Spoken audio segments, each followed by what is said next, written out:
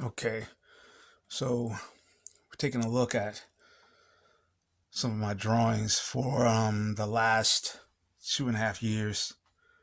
So basically, about 2.5 years ago, I decided to start drawing again. I had done some art in middle school and high school, and I think the first couple of years that I, was actually in the army. So till about the age of 23, 24, and then basically for about the next 30 years, I didn't draw. And to be fair, I may have doodled here and there, but I didn't really draw. I didn't really sit down and construct anything. So about 2.5 years ago, I was listening to um, a voicemail from my sister who had passed away from about 5.5 years ago. And in that voicemail, she had said, you know, um, that I was her hero.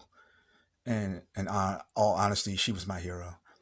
She had, had a form of cancer, and she knew she had about a year to die, a year to live, a year before she would die. And she made me promise to pay her visits, which I did. You know, probably not as many as I should have, but nonetheless, listening to that voicemail, it inspired me to start drawing again from the perspective of not trying to draw to be an expert artist, but it served the purpose of twofold. It was one, it was calming, and two, it was about improvement. So through the process, I just found myself more concerned about how do I improve? How do I improve? And and when you're doing that, and you're a martial artist, you start discovering things about yourself. Like, for instance, I didn't draw very well from just out of my head, and I did better when I copied something, um, whether it was another artist's work or a photo reference. Um, I had more of a realistic impressionist style whenever I drew from life.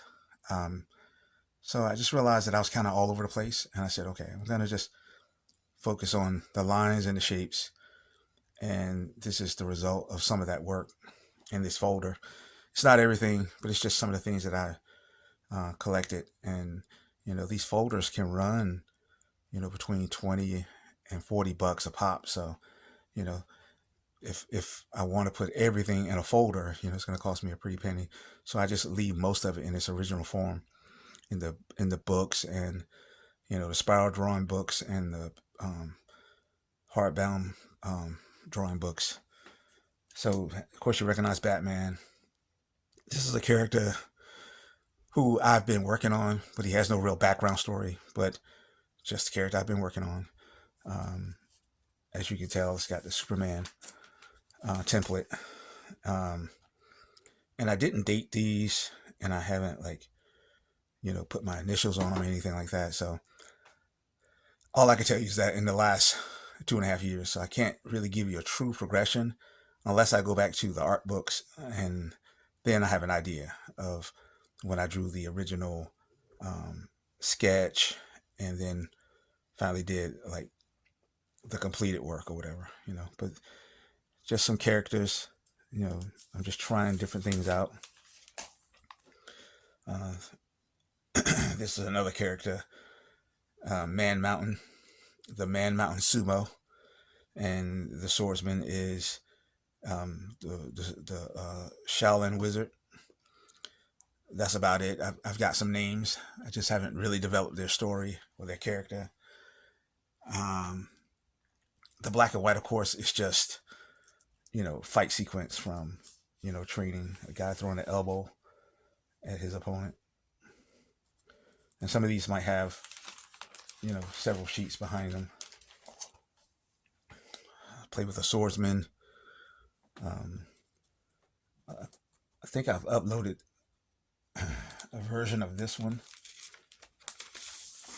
You know, just showing some basic combat strategies and things that I was just working on while I was trying to improve, but I was also like, okay, I'm gonna apply my martial arts training to this, like, you know, thinking about, okay, how do I counter, shot to the body, whatever, you know, things of that nature. So while I'm drawing them, I'm actually doing my martial art in my head.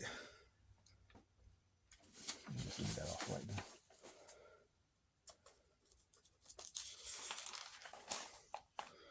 More martial art stuff. Batman, of course. And in case you were wondering, yeah, Batman's kind of like my favorite guy, you know.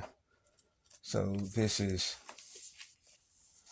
me coloring this with markers, and this was the original where I drew it in pencil and then I inked it with pen. This was just really about markers. I was just trying to work on color theory, seeing what worked well together. So it's not like one of my favorite pieces of art, but I do like the idea of me playing around with colors. Same thing here, me playing around with colors. I think this is when I first got alcohol markers. Basically, anywhere where you see all this mix of colors and brightness, and you don't really see a lot of construct in the art itself, it's probably me playing around with the markers more than I was with the art. Um, at that time, the art was not as important to me at that time. Let's see if I can raise that up a little bit. You kind of see it.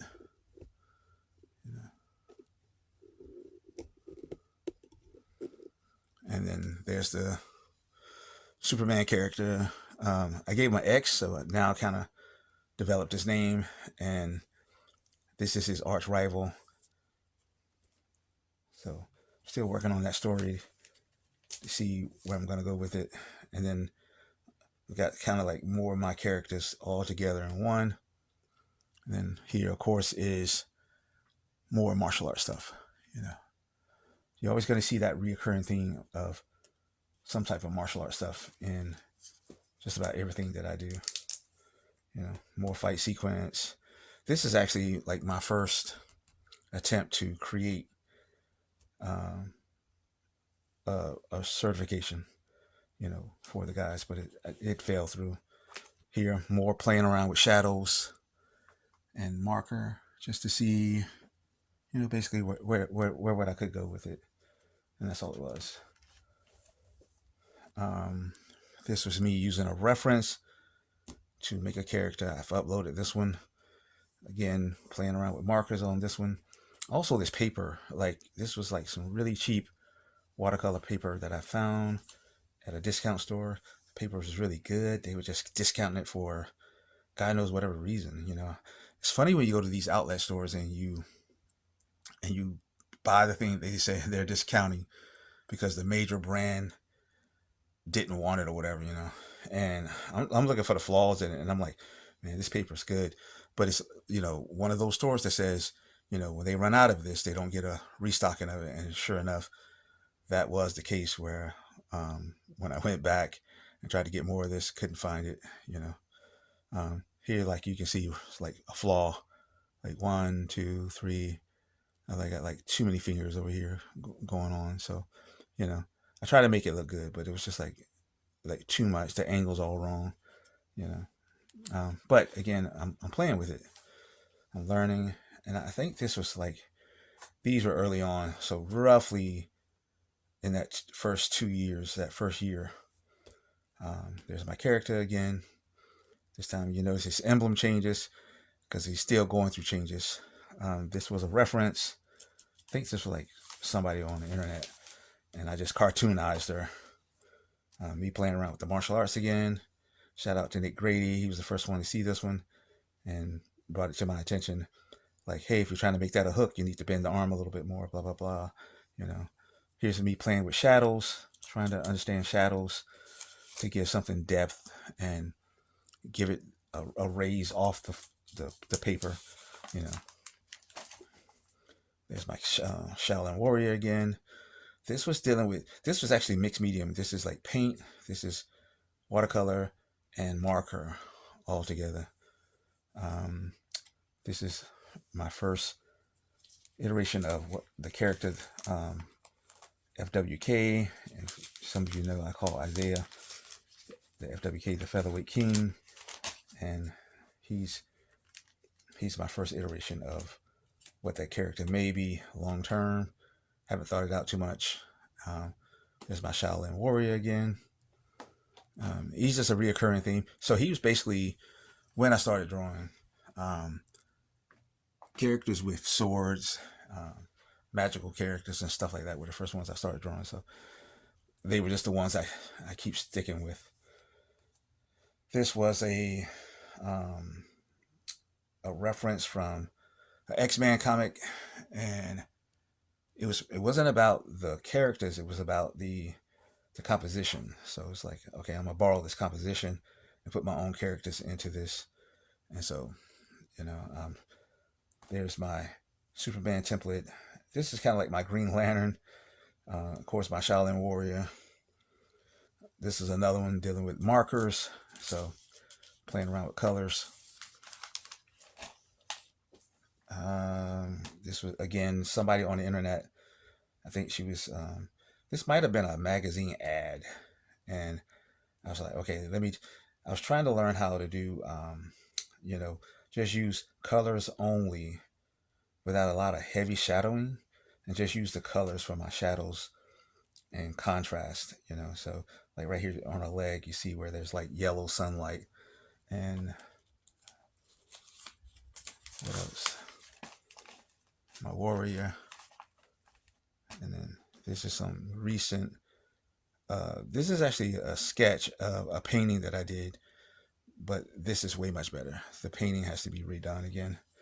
I reimagined it, and I think the last thing is me removing the head from the enemy, from my young warrior again. So this is just about me improving. This will probably be something I just did this week. So as you can see, like there's some things still need to be worked on, but you can see that there's been like a steady improvement of things, like going from this to the last thing you saw. So it's just constant work, and it's just reminding myself that regardless of the format, the genre, the art, the skill, just keep pushing yourself, trying to make yourself better. And that's it. I mean, nothing says work like the work, and you just keep working instead of trying to make all these excuses, and or even falling in love with your previous thing, thinking that, oh, you did well on this, you did well on that. No, there's always room for improvement. So you're always seeking it out. And you got to keep in mind, after 30 years away from the game, my vision isn't what it was when I was younger. So I have to wear glasses, and I have to take my time on some of these. That's kind of the biggest thing that I've learned through this whole process, that when I'm drawing and the stuff that I really feel good about, it's the drawings where I've taken more time to get it right. And so that's probably the biggest difference, is that I have to apply a little bit more pressure to myself to be disciplined rather than rush through. So that's my art book. That's my art book tour. I am Coach Sess, and you've had words with the Mad Coach.